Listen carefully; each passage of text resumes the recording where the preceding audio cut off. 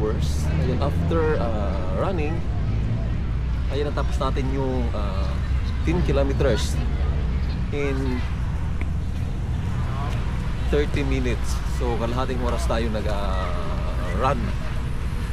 Sa bawat ikot natin dito 1 kilometer. So nakawalo tayo. Lakad na yung iba. So after natin running, jogging, ayun, bike naman tayo. Kailangan maka 15 kilometers. So sabi ko lang problema dahil napakabilis natin matapos yan 15 kilometers. So iikot lang tayo. Ayan, marami pong nagja-jogging dito. Ayan, may football sa kabila. Ayan pong football. Ayan.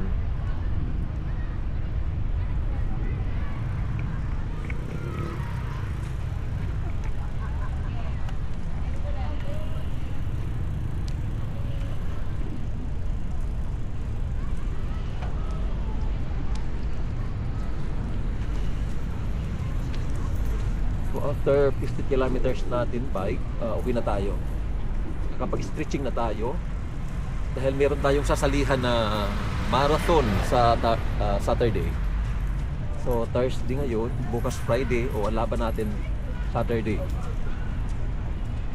So ang practice natin ngayon lang, 1 day lang, sapak na tayo sa 3 kilometers. Suntok sa buwan ang panalo natin doon.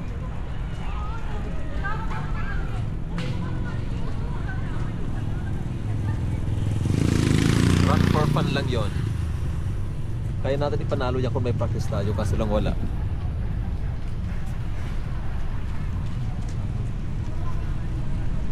So ikot-ikot muna tayo rito.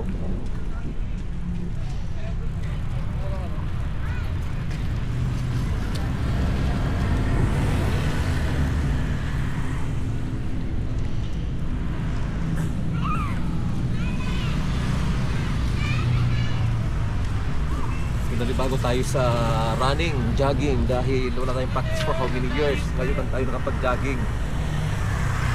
Almost nasa